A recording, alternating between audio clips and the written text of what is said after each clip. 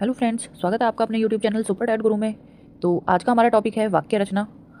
सबसे पहले जानेंगे कि वाक्य क्या होता है। वाक्य भाषा का एक महत्वपूर्ण अंग होता है। ऐसा कहा जाता है कि शब्द भाषा की प्रारंभिक अवस्था होती है, तो अवश्य ही वाक्य भी उसकी विकास की अवस्था होती है। वाक्य जो होता है वो शब्दों का समूह होता है जो पूर्ण अर्थ व्यक्त करता है। जो वाक्य होते हैं उसके माध्यम से व्यक्ति अपने विचारों को किसी दूसरे व्यक्ति के सामने पूर्ण रूप से प्रकट कर पाता है। जैसे एक सेंटेंस है, जाता घर है राम।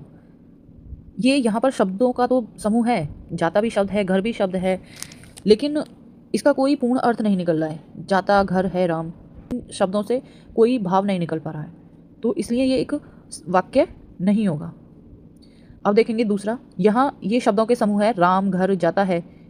ये शब्दों का एक ऐसा समूह है जिसमें सार्थकता भी है और योग्यता भी है। आगे देखेंगे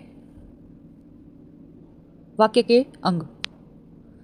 वाक्य के दो अंग होते हैं, उद्देश्य और विधेय। उद्देश्य और विधेय को मिलाने से ही हमारा वाक्य बनता है। अब जानेंगे कि उद्देश्य क्या होता है। किसी भी वाक्य में जिसके बारे में कुछ बताया जाता है उसे कहते हैं हम उद्देश्य। और इसमें कर्ता और या फिर कर्ता का विस्तार होता है।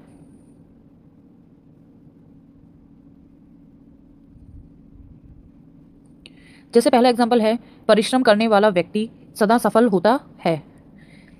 यहाँ पर कर्ता क्या है? परिश्रम करने वाला व्यक्ति। परिश्रम करने वाले व्यक्ति के बारे में बात कही गई है, इसलिए ये होगा उद्देश्य। उद्देश्य।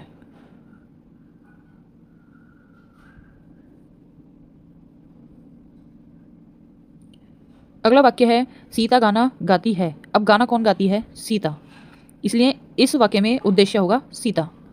अब जानेंगे कि विधेय क्या होता है।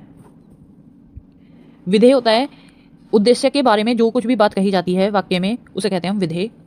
जैसे परिश्रम करने वाला व्यक्ति सदा सफल होता है, यानी कि उस व्यक्ति के बारे में क्या कहा गया है कि सदा सफल होता है, ये होगा हमारा यहाँ पर विधेय। दूसरा है इसमें, सीता गाना गाती है, यानी कि सीता है उद्देश्य और इसके बारे में क्या बात कही जा रही है कि वो गाना गाती है, यानी कि गाना गाती है, ये होगा विधेय। आगे जानेंगे वाक्य के तत्व। वाक्य के मुख्य रूप से 6 तत्व होते हैं। पहला है इसमें सार्थकता। वाक्य के संदर्भ में सार्थकता का मतलब है कि वाक्य का कुछ ना कुछ अर्थ अवश्य निकले, यानी कि उस वाक्य में सार्थक शब्दों का ही प्रयोग होना चाहिए। जैसे एक एग्जाम्पल है, यहाँ कुछ खाना वाना मिलेगा। अब यहाँ दो शब्द हैं, खाना और वाना। खाना एक सार्थक शब्द है, लेकिन वाना, वाना क्या है? वाना का क्या अर्थ है? कुछ नहीं, यानी कि ये कैसा शब्द है? निरर्थक शब्द है, जिसका कोई अर्थ ही नहीं है।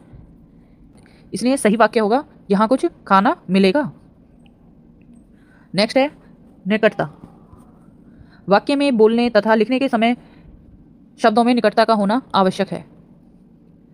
अब जैसे लिखने में पहले लिख दिया राम, फिर बहुत डिस्टेंस के बाद में लिखा घर, फिर हो सकता है नेक्स्ट लाइन में लिखा हो जाता, फिर बाद में लिख दिया है। ठीक उसी प्रकार बोलने में भी कि पहले एक शब्द बोल दिया राम, फिर कुछ सेकंड का पॉज लेने के बाद में बोल दिया दूसरा शब्द घर, तो जो सुनने वाला है उसको भी अच्छा नहीं लगेगा। जरूरी है कि वाक्य में चाहे हम बोलें या उस वाक्य को लिखें, शब्दों में निकटता का होना जरूरी है। नेक्स्ट है योग्यता। वाक्य में इतनी योग्यता होनी चाहिए कि उसका अर्थ पूर्ण तरीके से स्पष्ट हो सके। अब जैसे एक एग्जाम्पल है, मोहन ने दूध खाया। जबकि दूध पिया जाता है, तो योग्यता का मतलब हुआ कि वाक्य में जो प्रयुक्त शब्द हैं वो अपेक्षित अर्थ प्रकट करने की योग्यता रखते हों। अनिवार्य तत्व अन्वय। वाक्य में अर्थ की स्पष्टता के लिए जरूरी है कि वाक्य में लिंग, वचन, काल, पुरुष, कारक आदि का तालमेल सही हो। जैसे एग्जाम्पल है, सीता खेलता है। यहाँ ये लिंग की दृष्टि से बिल्कुल अशुद्ध है। सही जो वाक्य होगा, सीता खेलती है। नेक्स्ट है पदक्रम। पदक्रम क्या होता है? वाक्य में पदों को सही क्रम में लगाना। कोई भी वाक्य है उसमें कर्ता, कर्म, क्रिया ये सभी एक उचित क्रम में लगे होने चाहिए। जैसे पहला सेंटेंस है, मोहन खाता है आम। इसमें कर्ता, कर्म, क्रिया सही क्रम में नहीं है लगे हुए, तो इसी कारण इसका अर्थ भी पूरी तरह से स्पष्ट नहीं हो पा रहा है। नेक्स्ट, मोहन आम खाता है।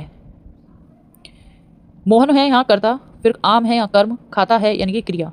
यहाँ पर कर्ता, कर्म, क्रिया सब उचित क्रम में लगे हुए हैं और अर्थ भी सही प्रकट हो रहा है।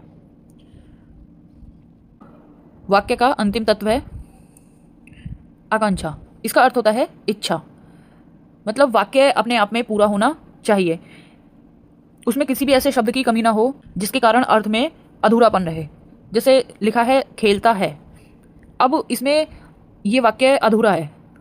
इस वाक्य को पूरा करने के लिए क्रिया के कर्म और कर्ता यानी कि राम और फुटबॉल दोनों के ही बारे में जानने की इच्छा होगी। तो मिलते हैं नेक्स्ट वीडियो में, जिसमें हम कवर करेंगे वाक्य के प्रकार अर्थ की दृष्टि से और रचना की दृष्टि से। तो आपको हमारी ये वीडियो कैसी लगी प्लीज़ कमेंट सेक्शन में ज़रूर बताएं और अपने फ्रेंड्स के साथ ज़्यादा से ज़्यादा शेयर करें। अगर आपने अभी हमारा चैनल सब्सक्राइब नहीं किया तो जल्दी से जल्दी सब्सक्राइब करें, आइकन को प्रेस करें। धन्यवाद।